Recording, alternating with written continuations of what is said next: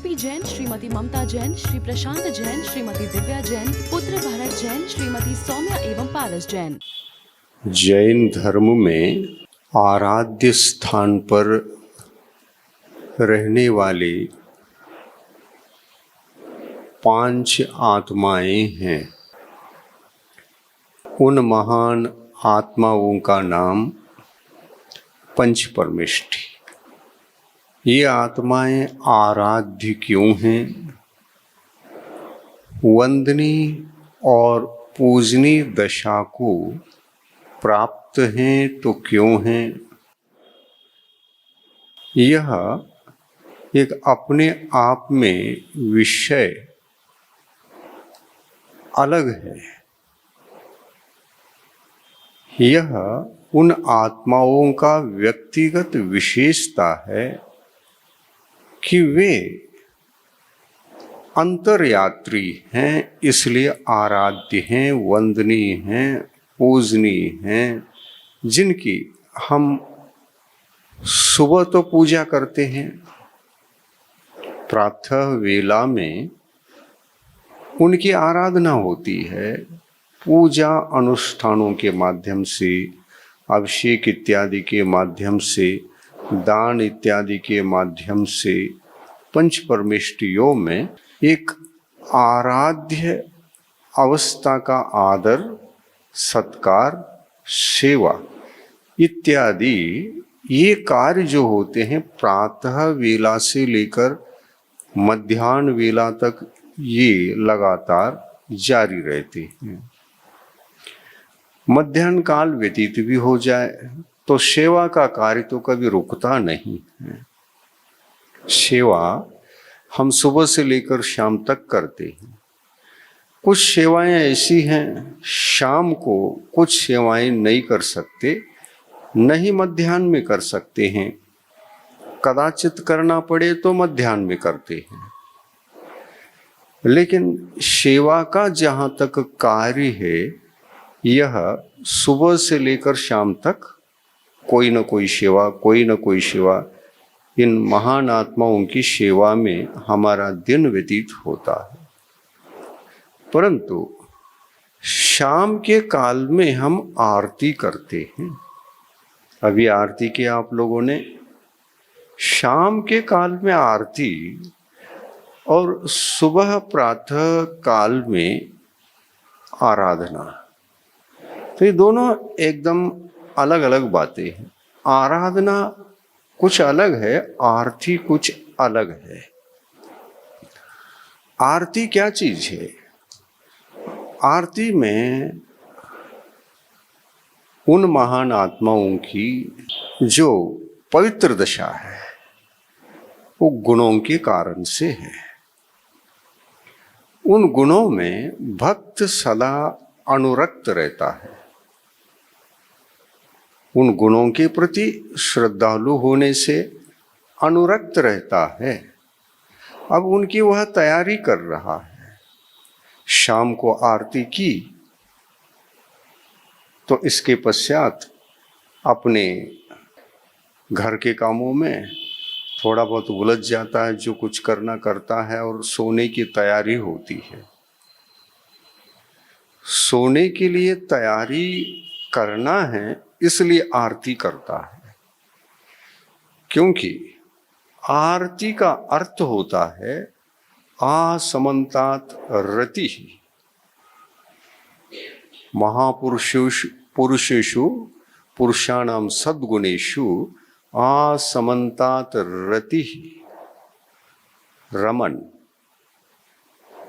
रमना अंतिम समय में महापुरुषों के गुणों को लेकर एक तो गा दिया, उनकी आरती की। लेकिन आरती का अभिप्राय, आरती का अर्थ इतना ही है कि हमारे लिए अब रात का समय है, अब हमको सोना है, और सोने में तो हम सब कुछ भूल जाते हैं। एक प्रकार से 5 घंटे 6 घंटे तक अपन सुषुप्त अवस्था में रहते हैं और उस सुषुप्त अवस्था में हमारा जो ज्ञानोपयोग है वो कहीं जागृत नहीं होता, वो विश्राम लेता रहता है। ज्ञानोपयोग भी थकता है, ज्ञानोपयोग को भी परिश्रम है, श्रम है। जैसे किसी विषय को आप बहुत चिंतन किया या चिंता की, चिंतन करो या चिंता करो, ये ज्ञानोपयोग के द्वारा ही कार्य संपन्न होता है। और यह अति हो गया, चिंता अति हो गई और चिंतन भी अति हो गया, दोनों में थकना है। चिंतन में भी थकना है और चिंता में भी थकना है। और हमारा यह ज्ञानोपयोग ऐसे चिंता या चिंतन में थकता है तो नींद का समय निकट है और मुझे रात में सोना है। सोने से पहले उन गुणों में रमन करें। अंतिम रूप से शाम की क्रिया आरती की क्रिया, आरती की क्रिया का मतलब ही होता है उन महान आत्मा के सद्गुणों में दिन भर तो अपन ने आराधना की, पूजा की और उसके माध्यम से विशुद्धि बढ़ाया, आराधना के माध्यम से भी विशुद्धि बढ़ी थी। लेकिन अंतिम रूप से शाम को आरती करने का समय आया। क्यों शाम को ही क्यों आरती करते हैं, सुबह क्यों नहीं? उसका कारण यही है, उसका कारण ये है कि शाम को दिन भर तो विशुद्धि बढ़ा ली, उनके सद्गुणों का चिंतन हुआ और सेवा धर्म जो करना था, आहार देना था, वयावृत्ति करनी थी, वो भी सब कुछ कार्य ऊपर के संपन्न हो गए। लेकिन शाम को आरती करने का जो कार्यक्रम वो शाम को ही होता है और शाम को करते भी हैं। हम इस परंपरा को समझे कि सुबह आरती नहीं होती, शाम को आराधना नहीं होती, पूजा अभिषेक इत्यादि कार्यक्रम आरती की जगह रख दें और आरती को सुबह रख दें, उल्टा लगेगा क्या? नहीं लगेगा, उल्टा लगेगा। तो इसका विचार करना है कि सुबह पूजा अभिषेक इत्यादि क्यों? सेवा तो निरंतर रहती है, आहार देना, वयावृत्ति करना, सेवा करना इत्यादि दिन भर तो वो तो चलता ही रहता है, वो एक्स्ट्रा है। आराधना का मतलब होता है पूजा के माध्यम से 8 द्रव्य लेकर के पूजन विधि को संपन्न करना और ये समझना कि इस आराधना के माध्यम से मैं पूजन करके अपने विशुद्धि बढ़ाते हुए पूजन क्रिया से मैं धन्य हो गया। असंख्यात गुणित कर्म निर्जरा मेरी हो चुकी है, सारे कर्म झड़ रहे थे तो विशुद्धि के माध्यम से झड़ रहे थे। उसमें विशुद्धि निमित्त है, विशुद्धि कारण है। आराधना में विशुद्धि बढ़ती है और आरती में वहाँ भी विशुद्धि है। दोनों क्रियाओं का सेवा में भी विशुद्धि है।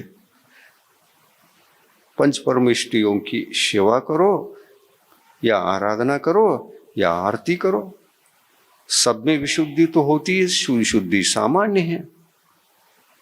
तो ये सामान्य विशुद्धि अंततोगत्वा आरती पर आकर के टिके तो समझ लेना शाम का समय है और विशुद्धि करते करते अपना ज्ञानोपयोग थक गया है।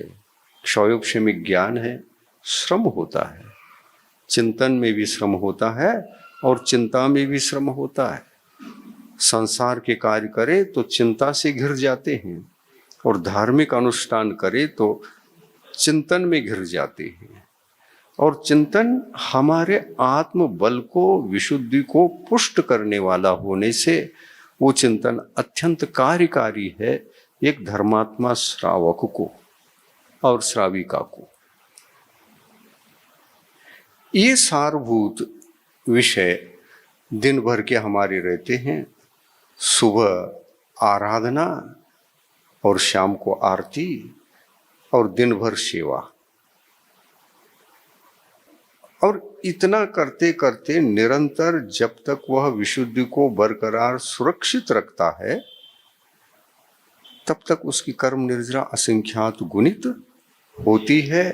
ये धर्म करने का फल है।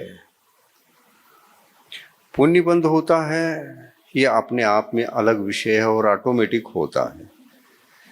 जिस जीव को विशुद्धि रहेगी चाहे वो अभवी भी हो, पुण्य बंद करना कोई कठिन बात नहीं है। जोर से विशुद्धि बढ़ गई, कषाय मंद हो गया, लेशा के परिणाम शुभ लेशा वाले हो गए, शुभाश्रव हो गया। पुण्य बंद करने के लिए कोई लक्ष्य बनाना नहीं पड़ता। पुण्य बंद का लक्ष्य करके कोई धर्म कार्य नहीं करना पड़ता। पुण्य बंद तो चाहे आप अधर्मात बन करके रहो या धर्म स्वीकार किए हुए हो या नहीं किए हो, कुछ फर्क नहीं पड़ता। एक अधर्मात्मा भी पंच परमेष्टियों की भक्ति को कर रहा है और उसको कोई आत्म कल्याण के लिए कोई इच्छा नहीं है। आत्म कल्याण की इच्छा ये अलग विषय है और भक्ति करने से विशुद्धि बढ़ती है ये अलग विषय है। ये भव्य जीव और अभव्य जीव दोनों को संभव है।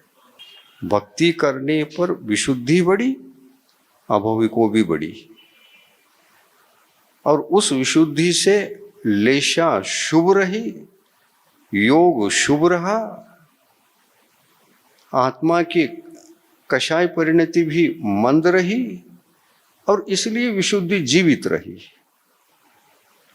चाहे अभव्य हो चाहे भव्य हो, यदि वह विशुद्धि बढ़ाने का काम कर रहा है तो जरूरी नहीं कि उस विशुद्धि को आत्म कल्याण के लिए कर रहा है।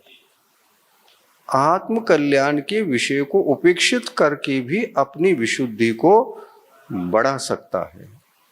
विशुद्धि बढ़ाना भी कोई कठिन बात नहीं है। संसार से हम हटकर के, संसार के कार्यों से बचकर के, क्योंकि वो कार्य चिंताजनक होते हैं, उनका चिंतन भी अशुभ कर्मों के बंध का कारण होता है।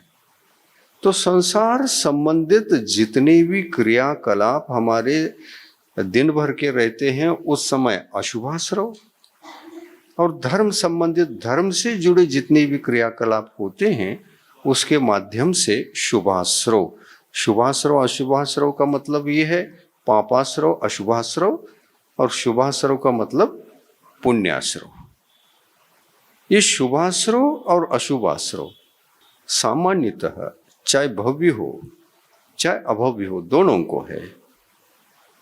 ऐसा मत समझे कि भव्य में तो मोक्ष जाने की पात्रता होती है और वह पात्रता होने से वो आत्म कल्याण नियम से करता होगा, कोई जरूरी नहीं है। भव्य होकर के भी वह पुण्य और पुण्य के फल को ध्येय बनाकर उसी को बढ़ाने के लिए यदि वह धर्म के कार्य अनुष्ठानों को करता है तो वह कोई धर्मात्मा नहीं, आत्म कल्याणार्थी नहीं कहलाता। पुण्य के लिए धर्म के अनुष्ठानों को करना ये कोई धर्मात्मा का लक्षण नहीं है। आत्म कल्याण के लिए यदि वह पंच परमेष्टियों की आराधना, चाहे आरती, चाहे स्वाध्याय, जो भी करता है दिन भर के धर्म के कार्य, वो यदि आत्म कल्याण के लिए ही होते हैं तो सम्यक दृष्टि भी है और वह सच्चा धर्मात्मा भी है और असंख्यात गुणित कर्म की निर्जरा, पाप कर्मों की निर्जरा और पाप कर्मों का संवर, एक और संवर और एक और निर्जरा, ये दोनों एक साथ चलते हैं। लक्ष्य, बरकरार लक्ष्य क्या चाहिए? आत्मा का कल्याण। मैं अपने आत्मा को कर्म के बंधनों से मुक्त चाहता हूं, ये आत्म कल्याण के विचार है। और ये आत्म कल्याण के विचार चाहे श्रमण हो चाहे श्रावक हो, सब में चाहिए। अब श्रमण हम है, मान लीजिए हमको ये पता नहीं आत्म कल्याण क्या है, तब भी हम दीक्षित हो सकते हैं। अभाव भी होता है, भव्य भी इस प्रकार से दीक्षित हो सकता है। और भव्य जीव इस तरह से दीक्षित हो जाए तो अभावी के समान है। वो भी अभावी तो नहीं है, लेकिन अभावी की जो क्रियाएं होती हैं या उनका ध्येय लक्ष्य होता है, वही लक्ष्य इनका भी है। भव्य होकर उनका क्या है? आत्म कल्याण है ही नहीं, फिर क्यों करता है? तो पुण्य और पुण्य के फल को लक्ष्य में रख करके कर रहा है। तो कामना है, अकाम नहीं है। अकाम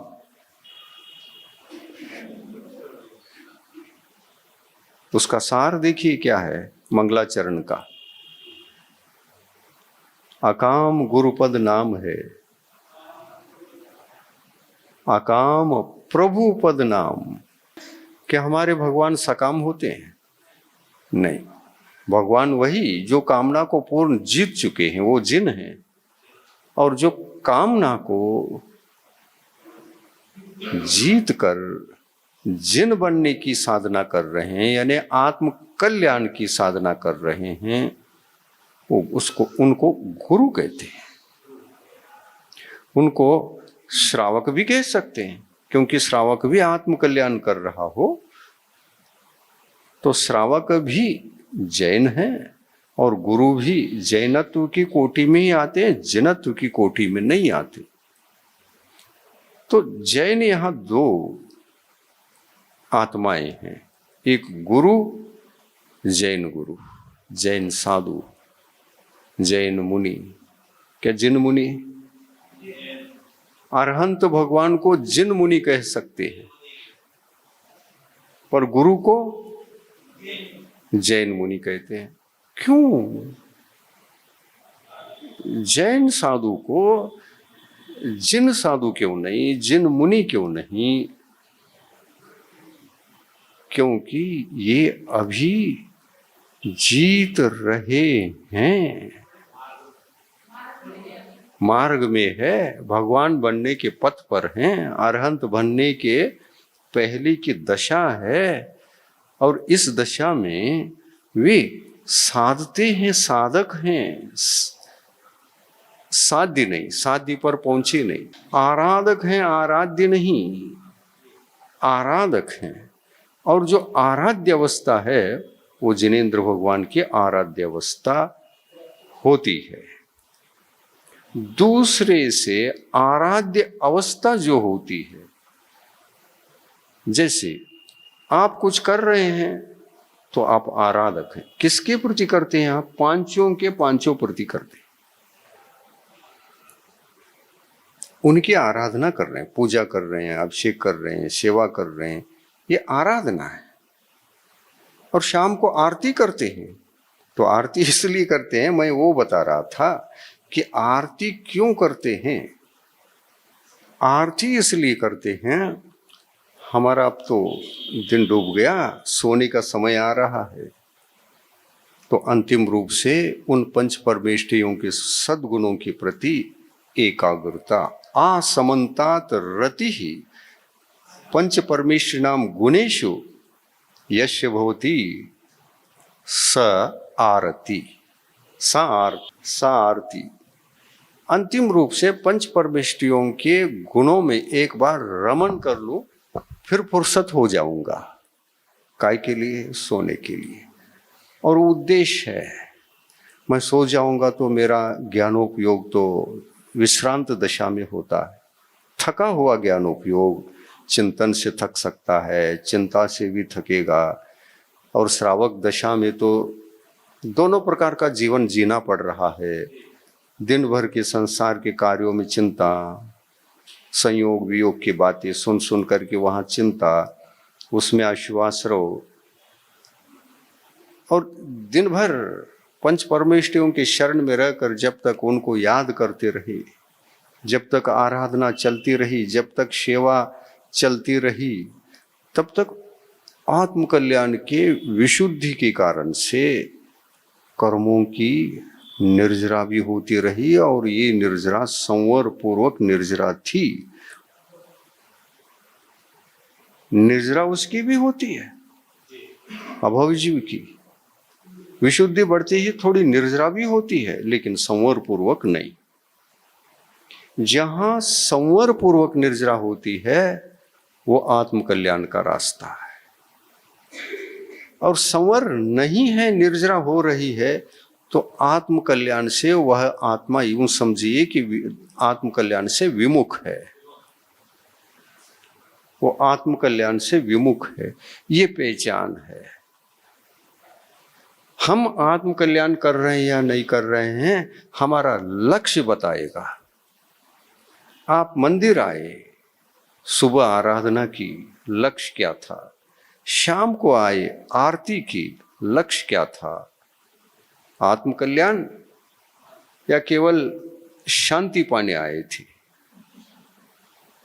आत्म कल्याण या पुण्य का बंध, पुण्य फल के प्रति इच्छा? यदि ये पुण्य बंध, पुण्य फल के प्रति इच्छा है, तो ये तो अभवी जीव भी करता है ये काम। भव्य होकर क्यों करे? और भव्य होकर के कर रहा है तो भी अपराधी। भव्य जीव होकर के पुण्य और पुण्य फल में इच्छा, ये अज्ञान है। मां अंधकार है, अज्ञान है। क्यों? क्योंकि हम जानबूझकर व्यर्थ का काम कर रहे हैं। आत्म कल्याण के विषय को गौण कर उसको न समझते हुए जानबूझकर हम गलती कर रहे हैं। क्यों? तो सहज रूप से ही पुण्य बंद होने वाला था, और उसमें भी क्वालिटी वाला, साथी से पुण्य बंद होने वाला था। और ऐसे कार्य को जो आत्म कल्याण के सम्मुख होकर के उसको लक्ष्य बना करके करते, तो क्वालिटी वाला पुण्य का बंद होना था। और अज्ञानी होने के कारण, समझ न होने के कारण से वो क्या कर रहा है कि पुण्य बंद तो करना ही करना है, लेकिन उत्कृष्ट पुण्य बंद कैसा होता है क्या नहीं, ये भी मालूम नहीं। और ये घटिया पुण्य, निर्तिशय पुण्य, इसका बंद कैसा होता है ये भी मालूम नहीं। बस देखा देखी किसी से सुन लिया कि जाओ मंदिर में भगवान से कुछ मांगो, मांगने के पीछे पड़ो, पुण्य बढ़ाने के लिए काम करो, और ऐसा सुन करके आया है। तो जनवाणी सुन करके जो धर्म करता है वो आत्म कल्याण कभी नहीं कर सकता। और जिनवाणी सुन करके, सदगुरुओं की वाणी सुन करके आत्म कल्याण की बातों को पता लगा करके जब वह धर्म साधक बन करके धर्म करता है, तो आत्म कल्याणार्थी बन करके ही करता है। इन्हीं को श्रावक संज्ञा में बिठाया जाता है, अन्यथा गृहस्थ है। गृहस्थ और श्रावक ये दोनों नाम अलग अलग हैं। गृहस्थ तो सभी होते हैं, घर में पैदा होने से गृहस्थ, घर में रहने से गृहस्थ, गृहे तिष्ठति यह असौ स गृहस्थः। घर में रहने वाले को गृहस्थ कहते हैं, लेकिन गृहस्थ श्रावक रहे ये नियम नहीं। लेकिन जो श्रावक होता है वो गृहस्थ भी होता है। देखिए, ये बातें बेसिक हैं, समझने के योग्य हैं, और अपने आप को समझकर इस प्रकार से जीवन जीने की कला अगर आपने सीख ली, आत्मा का कल्याण सुनिश्चित है। और इसलिए गुरुओं की वाणी सुन करके अपने जीवन को बनाना कितना बड़ा महत्वपूर्ण है। ये देवता भी तरसते हैं आप जैसे मानव पर्याय को प्राप्त करके ऐसे धर्म को करने के लिए। इसका मूल्यांकन है। और ये इस प्रकार से आत्म कल्याण के क्षेत्र में हम बढ़े, इसको समझाने वाले कौन? सदगुरु ही समझा सकते हैं, अन्यथा वंचित रहते हैं। इन प्रवचनों को सुनकर के लोगों का ज्ञान अंधकार हट रहा है। यहाँ पर आप लोग बैठे हैं, इन्हीं गिने लोग, लेकिन हजारों लोग ऐसे प्रवचन के लिए तरस रहे हैं। वो हर दिन के तारीख के प्रवचन को खोजते रहते हैं यूट्यूब पर। तो देखिए, जिनको आत्म कल्याण की रुचि है, आत्म कल्याण की सुगंध, जिसको सुगंध की चस्का लगा, वो आत्म कल्याण के प्रवचनों को ही सुनना चाहेगा। और जो आत्म कल्याण के प्रवचन होते हैं वे अज्ञान के अंधकार को छटाने वाले होते हैं और भव्य जीव इसके लिए तरसते। आत्म कल्याण के मार्ग हमको मिले और आत्म कल्याण की बातें सुनने को मिले, उसमें संतुष्टि का अनुभव करते हैं, उसी की अपेक्षा रखते हैं। इधर उधर के बातों में वो सुन लो, ये सुन लो, मनोरंजन के विषय सुन लो, कथा कहानी सुन लो, इसमें कोई इंटरेस्ट आत्म कल्याणार्थी को नहीं रहता है। ऐसे प्रवचन दुर्लभ होते हैं और अपने पास फोन आते हैं कि ऐसे प्रवचन सुनने को नहीं मिलते, दुर्लभ हैं। और जिनको लगता है उन्हीं को दुर्लभ लगता है, और जिनको नहीं लगता है, अरे ऐसे प्रवचन तो समझ में नहीं आते, छोड़ो। जो आत्म कल्याण के मार्ग को चुना नहीं वो अज्ञानी है। और अज्ञानी को मन लगता भी है तो किधर लगता है? मनोरंजन में। वो उस स्थान को ढूंढ लेता है जहां भीड़ हो, वो अच्छा लगता है। वो भ्रमवश ऐसा समझता है कि इतने सारे लोग जुड़ रहे हैं तो कुछ तो है, तो भीड़ के पीछे दौड़ता है। और मिलता क्या है? कोई एक भी आत्म कल्याण का विषय नहीं रहता है, न मिलता है, और नहीं मिलते हुए भी रमण उसमें करता है, उसी में रमता है। तो बहिरात्माओं की दशा ये हुआ करती है। बहिरात्माओं का लक्षण ये समझ में आता है। अंतरात्मा आत्म विषयों को सुनने के लिए तरसता है, तो बहिरात्मा बहिर्मनोरंजन के विषय को ढूंढता है। दोनों का मार्ग ही अलग अलग है, दोनों का मार्ग अलग है, पूर्व पश्चिम का अंतर है। और इस तरह से जैन धर्म आत्म कल्याण का धर्म है। उसको मनोरंजन की तरफ आप ले जा करके आप उपयोग कर रहे हैं तो जैन धर्म का दुरुपयोग हो रहा है। जैन धर्म केवल आत्म कल्याणार्थी भव्य जीवों के लिए है। जो कल्याण चाहता है उनके लिए है, जो कल्याण नहीं चाहता उनके लिए ये है भी नहीं। और यदि इस जैन धर्म का उपयोग वह करता है तो दुरुपयोग करता है, क्योंकि ये तत्व, ये विषय, ये आचरण पुण्य बंध के लिए नहीं है, और न ही मनोरंजन के लिए है, और न ही केवल शांति पाने के लिए है। अरे ये मनोरंजन शांति पाना तो दुनिया में बहुत जगह हो सकता है, लेकिन इस धर्म के पास आए हैं और इस धर्म को समझकर आत्म कल्याणार्थी बने हैं तो ये क्षण बहुत दुर्लभ होते हैं। और ये दुर्लभ क्षण भव्य जीव के जीवन में ही आ सकते हैं, अभावी तो जगा नहीं सकता। अगर अभाव में तो योग्यता ही नहीं है।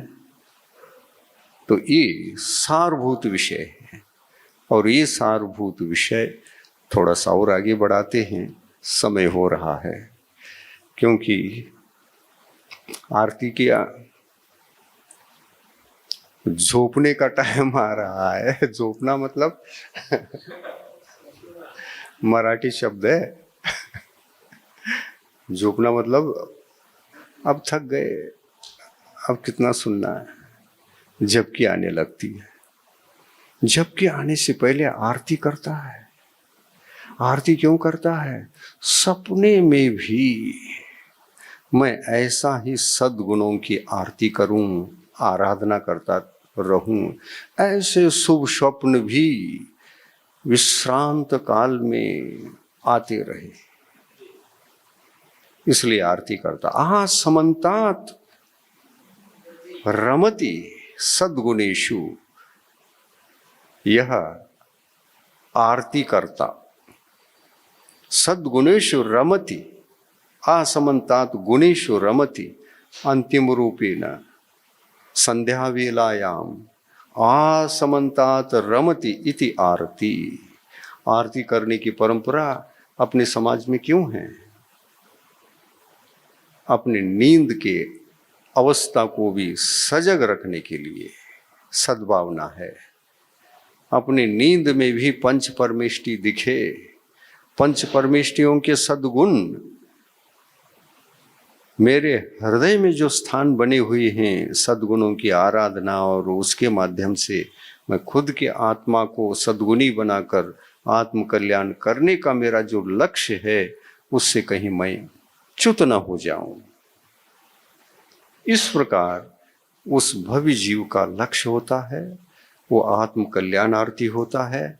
और इसीलिए सुबह से लेकर शाम तक आराध्य की आराधना, आपके आराध्य 5 हैं, 5 को छोड़ करके तो छठा कोई आराध्य नहीं होता। ये 5 में सब कुछ आ गए। अपन ये भी समझते हैं कि 5 ही नहीं, 9 देवता भी तो आराध्य हैं। हाँ, 5 की जगह 9 का स्थान भी तो आराध्य स्थान है। तो ये बाद में जो जुड़े हैं, 5 को छोड़कर 4 जो अलग से जुड़ गए हैं, ये इसी में समाहित हैं।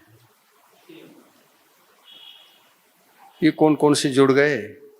5 परमेष्टि तो हो गए 5, और कौन सी अपन 4 जोड़ते हैं?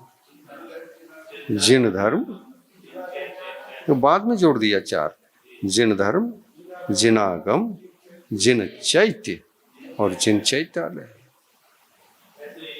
ऐसा क्यों नहीं कहा? जिन धर्म, जिनागम, जिन चैत्य, जिन चैत्यालय और पंच परमेष्टि बाद में क्यों नहीं रखा? जिन चैत्य और चैत्यालय तो अचेतन है, हमारे लिए प्रेरक नहीं बन सकते, हमारे लिए उपदेशक नहीं बन सकते, वो तो मौन है। हमने जरूर उनमें गुणों की स्थापना की है, हमने स्थापना की है, तो उपदेश को भी हमको ही ग्रहण करना पड़ेगा उन अचेतन मूर्तियों को देख करके।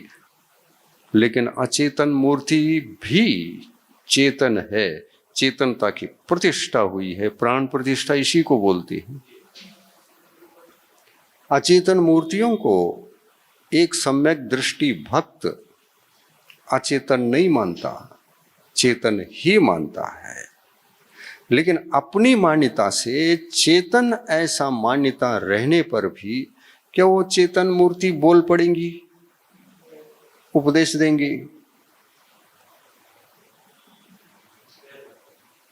गुरु ना हो और घर में गुरु का फोटो हो, फोटो से कहो महाराज बोलो हम प्रायश्चित लेना चाहते हैं, फोटो से निवेदन करो, क्या आपको प्रायश्चित देगा? वो छाया है। जिनेंद्र भगवान की सारी प्रतिमाएं अपने भावों को उत्कृष्टतम रखने के लिए, श्रद्धा के भाव चरम सीमा पर रहे, इसलिए हमने प्राण प्रतिष्ठा की। प्राण प्रतिष्ठा का कार्य क्यों करना पड़ा है? क्योंकि श्रद्धा का अतिरेक है। अचेतन वस्तु भी मेरी दृष्टि में चेतन, ये श्रद्धा का परिसीमा, अंतिम परिसीमा। तो श्रद्धा भक्त की कैसी होती है? देखिए आप, आराध्यों के प्रति आराध्य हमारे सामने ना भी हो, होने के समान हम कोई प्रतिमा बनाएंगे। मेरे सामने वही हैं जो इस रूप में दिख रहे हैं। ये रूप वही है जो वो रूप था, वही रूप ये है। ये तो मन की परिकल्पना है, और ये मन की परिकल्पना को खड़े कर देना भी भक्त के लिए अनिवार्य था। और अनिवार्य रूप से खड़े करना कोई गलत भी नहीं है, खड़े करना ही चाहिए। क्योंकि यह किसी अचेतन प्रतिमा में भगवान को चेतनमय देखना, ये आत्म कल्याणार्थी ही कर सकता है। जो बहिरात्मा है उनको अचेतन प्रतिमा में चेतन भगवान नहीं दिख सकते।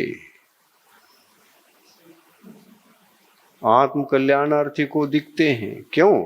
आत्म कल्याणार्थी के पास सम्यक तो जीवित होता है, और वो सम्यक दर्शन कर्मों को संवर पूर्वक निर्जरा करने के जो कार्य है उसको साकार किया है, उसको साकार किया है। और ऐसे साकार किया है, इसलिए वो सम्यक दृष्टि है। ये श्रद्धा का प्रत्यक्ष क्रिया है, अभिव्यक्त क्रिया है। भगवान को प्रतिमा को देख रहा है, लेकिन भगवान महावीर की आत्मा झलक रही है। उनकी वीतराग मुद्रा को देख करके केवल वीतराग प्रतिमा की वीतराग मुद्रा तक वह रुकता नहीं और अंदर जाता है, तो भगवान महावीर की वीतराग मुद्रा झलकती है। शरीर प्रतिमा के समान है, आत्मा असल में वो वीतराग है। शरीर मूर्ति के समान है। मान के चलिए मैं ऐसा बैठ गया, आपको वीतरागता शरीर का दिखाई दे रहा है कि आत्मा का? पहली दृष्टि में शरीर का, और सेकंड दृष्टि में उसी वीतराग मुद्रा को देखने की क्षमता अगर आपके पास है तो नियम से सम्यक दृष्टि है। उन्हीं को दिखता है, बहिरात्मा को दिख ही नहीं सकता। और बहिरात्मा का कोई अंतरंग आत्मा को देख लो, ये जरूरत भी नहीं उनको। वो वीतराग मुद्रा को देखता है, आ हा हा हा, उस शरीर के, उस मूर्ति के बाह्य वीतराग मुद्रा को वह शांति का कारण मानता है, आत्म कल्याण का कारण नहीं मानता। वो सेकंड स्टेप तक गया ही नहीं, और नहीं वह लक्ष्य बना है। वह सेकंड स्टेप से बाहरी स्टेप पर रहता, और जो बाहरी स्टेप पर रहता वो बहिरात्मा होता है। बहिरात्मा भी वीतराग मुद्रा का भक्त बनता है तो शांति के लिए बनता है, आत्म कल्याण के लिए नहीं। तो बहिरात्मा को शांति मिलना संभव है। क्यों? घर के सारे कार्यों को छोड़ करके जब मंदिर में गया, भगवान की शांत मुद्रा को देख करके खुद शांत हो गया, शांति मिल गई। आत्म कल्याण का रास्ता मिला क्या? आत्म मार्ग मिला क्या? नहीं। ये कब मिलेगा? आत्म कल्याण का ही लक्ष्य अगर बना करके मंदिर निकल जाते तो क्या होता? आत्म कल्याण का मार्ग भी प्राप्त होता। और ये रहस्य बार बार सोचना चाहिए, समझना चाहिए। ये बेसिक जैन धर्म है, और जो बेसिक ही मालूम नहीं है वो क्या आत्म कल्याण करेगा? मंदिर जाकर क्या करेगा? प्रवचन सुनकर क्या करेगा? भक्ति आरती करके क्या करेगा? दान करके क्या करेगा? ये सभी क्रियाएं ये एक अधर्मात्मा के प्रति भी हो सकते हैं। जैसे अभव जीव के लिए हो सकते हैं वैसे भव जीव के लिए भी हो सकते हैं, जो अधर्मात्मा है, आत्म कल्याण में नहीं है, बहिरात्मा है, भव्य होकर के भी बहिरात्मा है, उनके द्वारा भी संभव है। लेकिन आत्म कल्याण का मार्ग भी अपनाने की यदि कोई किसी में शक्ति है तो अभाव में तो बिल्कुल नहीं है। आज बहिरात्मा है, कल के दिन अंतरात्मा जो बन सकता है वो केवल भव्य जीव ही बन सकता है। इसलिए जिनेंद्र भगवान ने आत्मा के 3 स्वरूप समझाए। अंतरात्मा नहीं, पहले तो बहिरात्मा, फिर अंतरात्मा, फिर परमात्मा। छेड़ाला में आया सब जीव चाहे भव्य हो अभव्य हो अनादि से तो बहिरात्मा ही थे। अनादिकाल से कोई भी अंतरात्मा नहीं बना था। अंतरात्मा जिसको कहते हैं वो नियम से सम्यक दृष्टि ही होता है। अंतरात्मा बने बिना तो सम्यक्त्व की अनुभूति होती ही नहीं।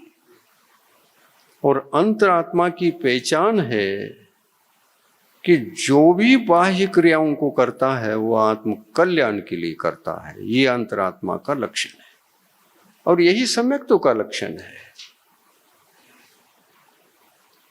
सम्यक्त्व का लक्षण और आत्म कल्याण का लक्षण दोनों में कोई फर्क है? एक ही है, इक्वल, दोनों इक्वल हैं। और ऐसा तो यह जैन धर्म है। जैन धर्म कोई बहिरात्मा बनकर संसार के सुख भोगों को पाने का रास्ता नहीं है। और उसको उस रूप में यदि हम उपयोग करते हैं तो जैन शासन का दुरुपयोग करते हैं। जैन धर्म के बाह्य क्रियाओं का, उन व्रतों का, उन पूजा आराधना इत्यादि की इन क्रियाओं का और आरती का भी। आरती का मतलब होता है गुणों में रति ये दोषों में रति है दुरुपयोग करो दोष, खुद की आत्मा में दोष, दुरुपयोग दोष है। और दोष में रति ये आरती, दोष में रति आरती नहीं, गुणों में रति आरती। गुणों में रमन करने का मतलब होता है आरती। दोषों में रमन कर रहे हो आरती नहीं, वो दोषों की रति आरती। तो दोनों दोषों की उपासना है उसमें, और दोषों की उपासना संसार मार्ग है। दोष और दोषवानों की उपासना संसार मार्ग है। वो जीव अज्ञानी है, अज्ञानी तो बहिरात्मा है। तो बहिरात्मा के माध्यम से ही ये कार्य संपन्न होते हैं। और एक आत्म कल्याणार्थी के द्वारा जो कार्य संपन्न होते हैं वो बिल्कुल सम्यक्त्व सहित, आत्म कल्याण के लक्ष्य से सहित और संवर पूर्वक, निर्जरा इस सहित एक सम्यक दृष्टि जीव अपना आत्म कल्याण का कार्य करता रहता है। और उसके लिए 2 नाम पड़ते हैं। घर में रहता है इसलिए तो गृहस्थ तो है ही, लेकिन श्रावक भी है, श्रद्धावान। श्रद्धा किस पर? गुणों पर श्रद्धा है, दोषों के प्रति हेय भाव है, गुणों के प्रति उपादेय भाव है। ये सम्यक दर्शन का प्रथम लक्षण है।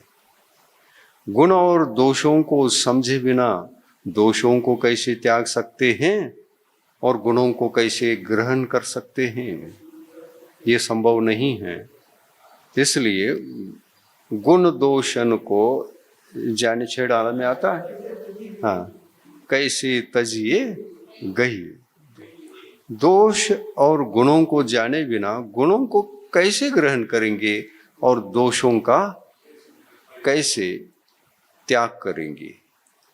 ऐसे दशा में जो अंधकार होता है, अज्ञान होता है, अज्ञान दशा में दोषों की ही आराधना होती रहती है। समझता है मैं सद्गुणी हूं, गुणों की आराधना कर रहा हूं, लेकिन आत्म कल्याण का मार्ग उपेक्षित है तो आप कुछ भी करो, वो सब क्रियाएं दोष की कोटि में जाएंगी। और ऐसे दोष की कोटि में जा रहे हैं तो बहिरात्मा कहलाओगे। बहिरात्मा दोषों की आराधना करता है, अनायतनों की आराधना करता है। और देखिए, एक बार मैंने आपसे कई बार प्रवचनों में कहा, और ये आयतन अनायतन को लेकर के कई दिन तक प्रवचन जारी रहे, 17-18 प्रवचन है इसके ऊपर। आयतन अनायतन का लक्षण सामान्य रूप से सबको यही पता है, जो हमारे आराध्य होते हैं, रत्नत्रय धर्म से युक्त होते हैं, वो आयतन की कोटि में आते हैं। सम्यक दृष्टि श्रावक भी आयतन की कोटि में आता, परंतु आराध्य आयतन तो नहीं है।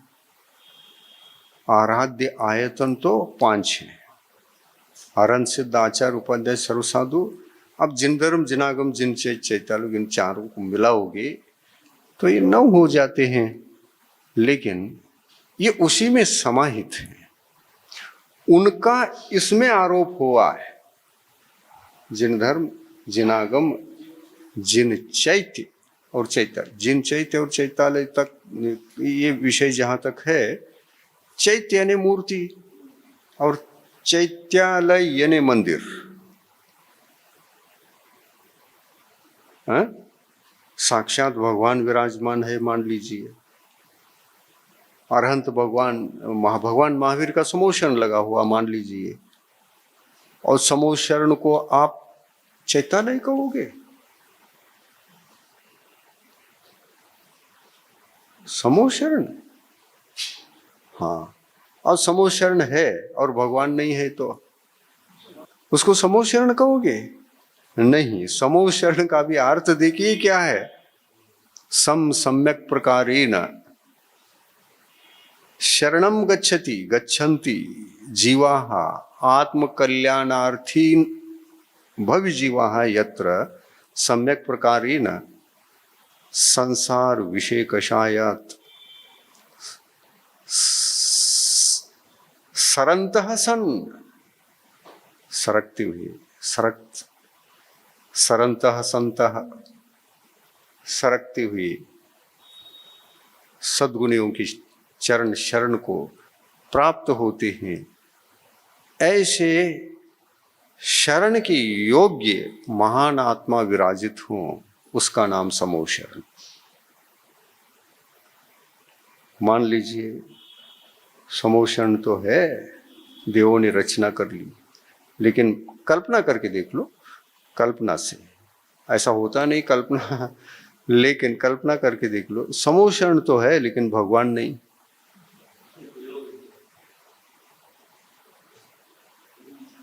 वो समोशरण है? अरे समोशरण तो एक बैठने उठने की व्यवस्था है, वो एक धर्म सभा है। सभा है अगर भगवान न हो तो, लेकिन भगवान विराजित हो गए तो मंदिर बन गया, वो समोशरण कहलाया। मतलब जिसके शरण में भव्य जीवों को जाना है, वो शरण दिलाने वाले आत्मा वहां प्रत्यक्ष हो तो वो समोशरण, और वही आत्मा माइनस है तो वो समोशरण नहीं, वो सभा है। शरण योग्य आत्मा नहीं है तो सभा है, और शरण योग्य आत्मा महान आत्मा वहां विराजित है, प्रभु विराजमान है, तो सभा नहीं समोशरण है। समूहशरण और समूहशरण की सभा, इन दोनों में अंतर है। समूहशरण को सभा तब कहते हैं जब वहां पर भगवान न हो। भगवान महावीर की दिव्य ध्वनि नहीं गिर रही थी 66 दिन तक। भव जीव तरस रहे थे, देवगण बैठे थे, तिर्यंच प्राणी उपस्थित थे, भव्य तिर्यंच प्राणी सुनने के लिए तरस रहे।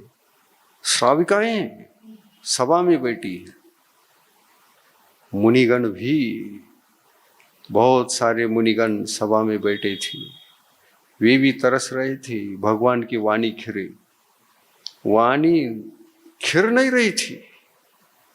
66 दिन तक वाणी नहीं खिरी। 66 दिन व्यतीत होने पर कहीं वाणी खिरने का अवसर प्राप्त हुआ। निमित्त जुड़ नहीं रहे थे। और ये पहली घटना थी उस युग की।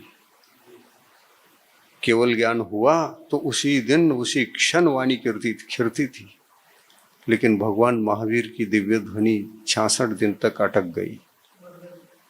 24 तीर्थंकरों में सब तीर्थंकरों को जब केवल ज्ञान हुआ उसी वक्त वाणी खिरी। देखो अब पुनः बताना पड़ता है आप लोगों को।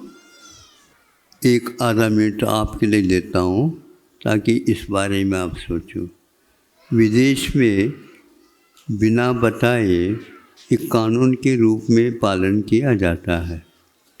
यदि किसी से आप फ़ोटो लेना चाहते हैं किसी के, तो उनको पूछ करके वो फ़ोटो लेता है। ऐसा हमने सुना आप ही लोगों के मुख से। लेकिन ये भारत ऐसा भारत है, समझता नहीं हो कौन सी सभा है, कौन सा चर्चा है, क्या है, कुछ नहीं, यूं कर दिया। ये क्या है ये? सुनो, पहले दर्शन करना हो तो ऐसे दर्शन करते हैं, ये क्यों कर रहे हैं और ये क्यों कर रहे हैं। ये दर्शन करने की पद्धति है या क्या है ये? अरे संकल्प करके आप कहाँ पर रख रहे हैं ये भी आपको मालूम नहीं। श्री जी की प्रतिष्ठित होते हैं बिंब, और उसके भी फोटो उसी में, आपके फोटो सेल्फी भी उसी में, उसमें गुरुओं की भी फोटो। कोई मर्यादा है आप लोगों के पास? यदि नहीं सिखाया है तो आप कखारा से प्रारंभ कर देना। अब आगे बताना चाहते, आधा मिनट तो हो गया।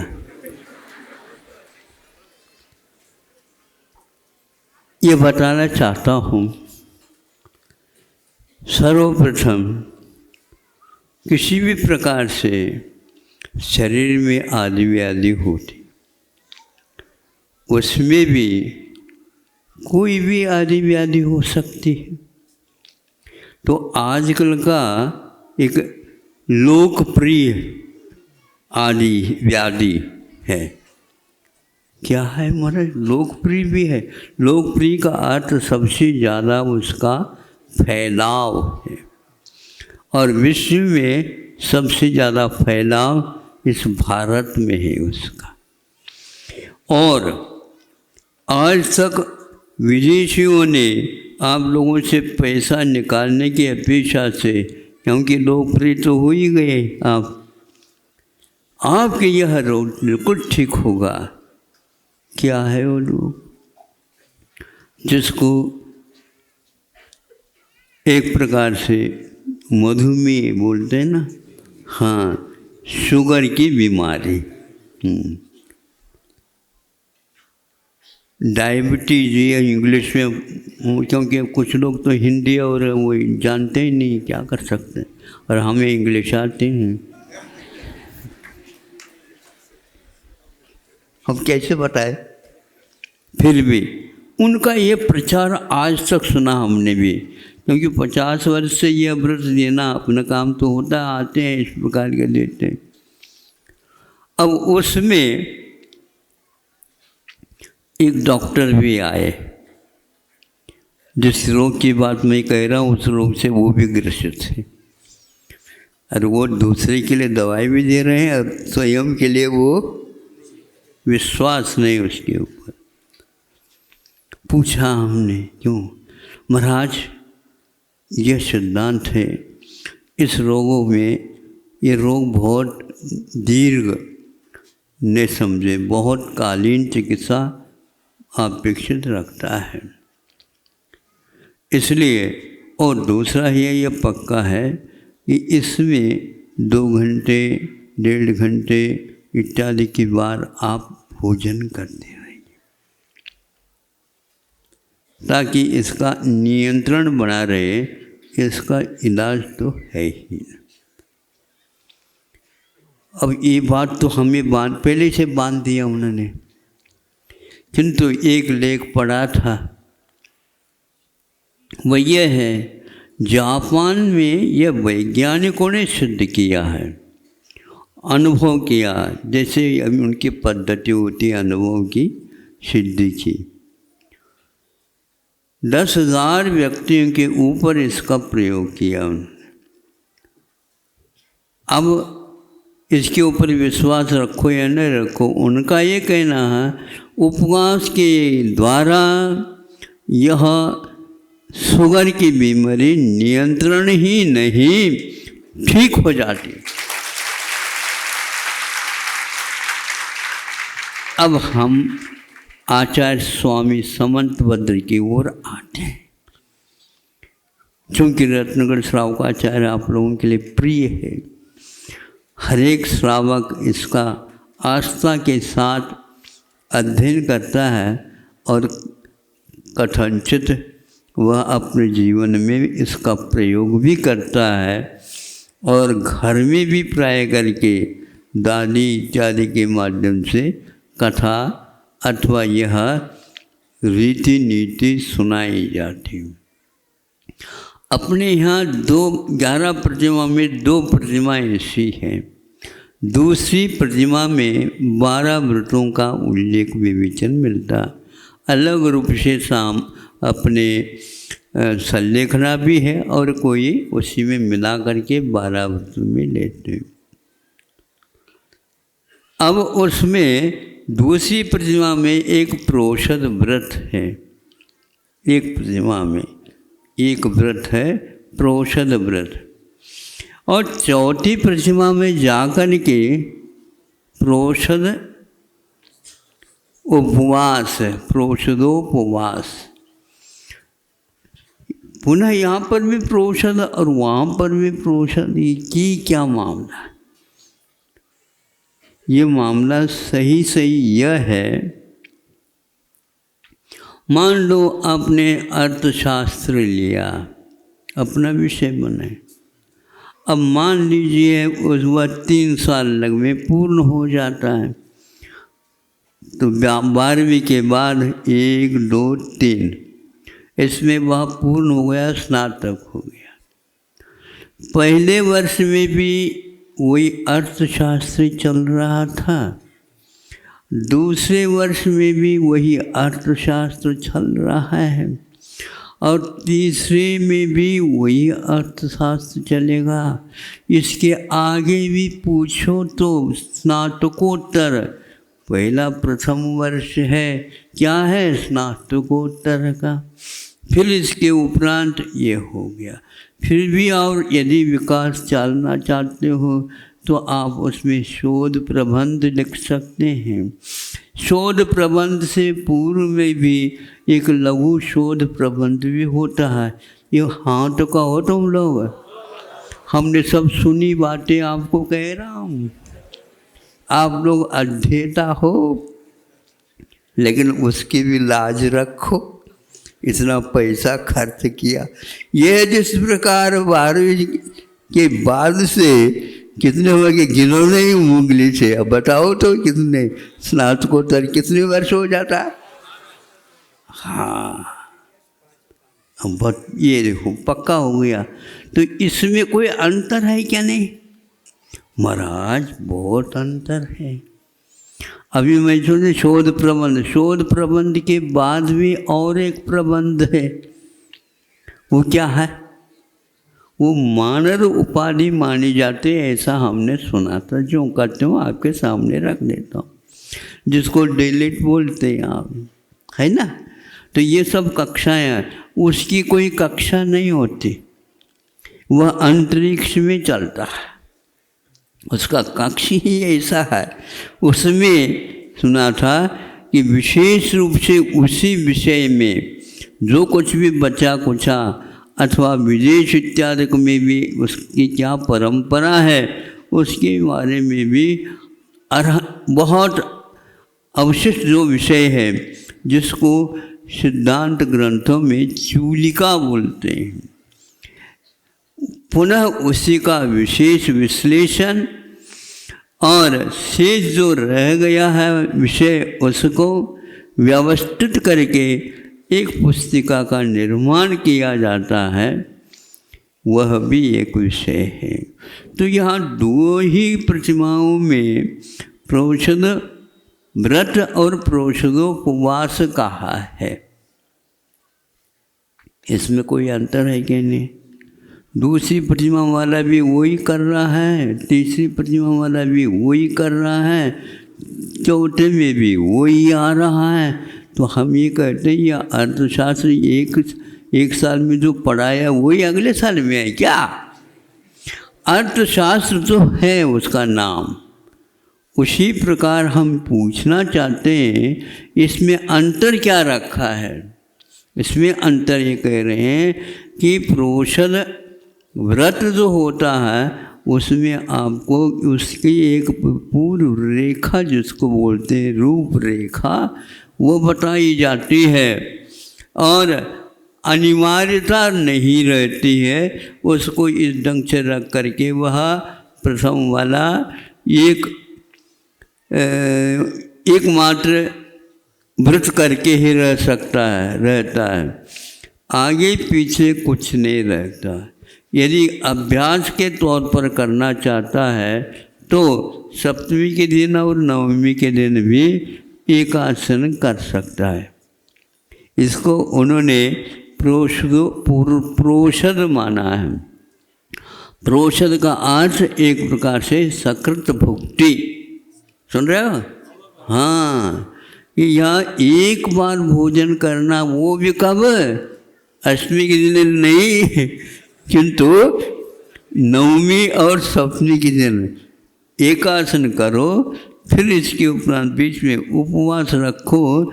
हाँ, उसमें यदि चाहें एकासन तो करना पक्का ही है, तो ये भी और नवमी और सप्तमी में भी। और यदि चाहें तो अष्टमी के दिन केवल पानी लेकर के भी आप कर सकते हो। ऐसे कहीं कहीं पर ध्वनियाँ निकलती हैं। ये क्यों कहा? यूँ कहा, इसलिए कहा कि इससे रोगों का निष्कासन भी जाइए। आज तो हमने धारणा कर ली। बुंदेलखंड में क्या कहते हो महाराज, आपने तो दी थी और हमने दी थी, हम तो साक्षी हो रहे हैं। किसी भी प्रकार से आपका ये रोग छूट जाए। अब वह पानी शुद्ध जल का पानी का लेता है, धारणा से ही पक्का कर लेता है, तो ये 3 दिन एक प्रकार से मिल करके आपका सब ठीक होती। इसलिए वह जापान का उदाहरण हमने दे दिया। जापान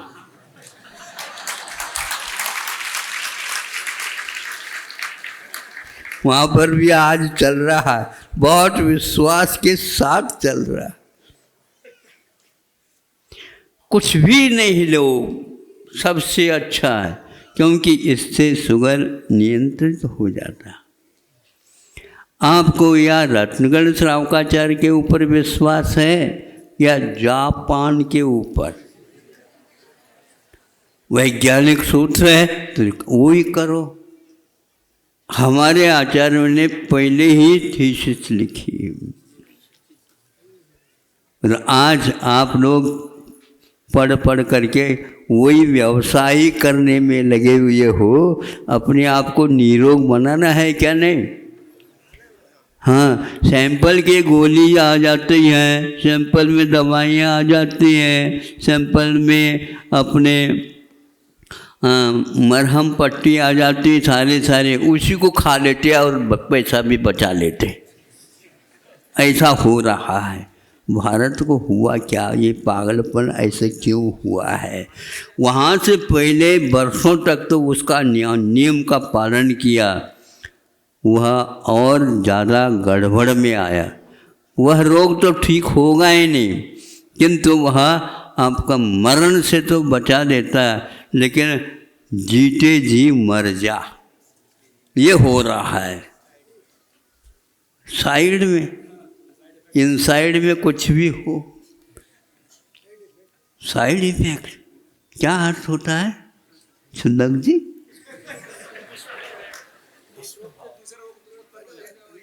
मतलब बूढ़े बाढ़े भी साइड इफेक्ट जानते हैं, हम पूछताछ करके जान लेते हैं। आउटसाइड कुछ भी हो, साइड इफेक्ट क्या होता है? अफेक्ट भी होता है और इफेक्ट भी होता है। समझ लो क्या अर्थ होता है। अब चालू कर दिया नहीं, यदि शुगर की बीमारी के ऊपर इसके ऊपर नियंत्रण ही नहीं, उसको ठीक करना चाहते हैं, तो आपकी धारणा के दिन कुछ भी नहीं बनता, तो कम से कम केवल पानी लेकर के आ जाओ।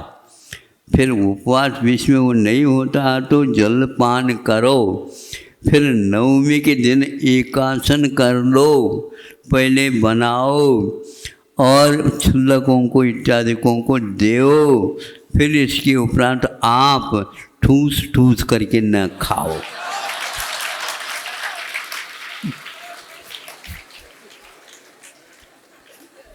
हमारी भाषा आपको समझ में आ रही? ओ, ये है भारत। अब यही दूसरी प्रतिमा चौथे में चले जाएंगे तो आपको सप्तमी के दिन एकासन ही करना, और वह भी हल्का फुल्का। वह भी फुल्का कहने से पूरी नहीं, क्योंकि वो भी तो फूल थी। हाँ, तो वो नहीं मिलेगा महाराज।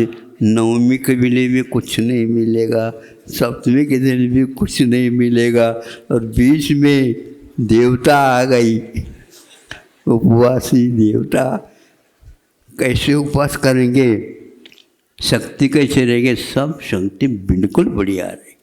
पूज्य गुरुवर के श्रीमुख से कल के भाग में श्रवण कीजिए। जीव स्वयं को कब भूलता है? संसारी प्राणी जो भव्य होता है,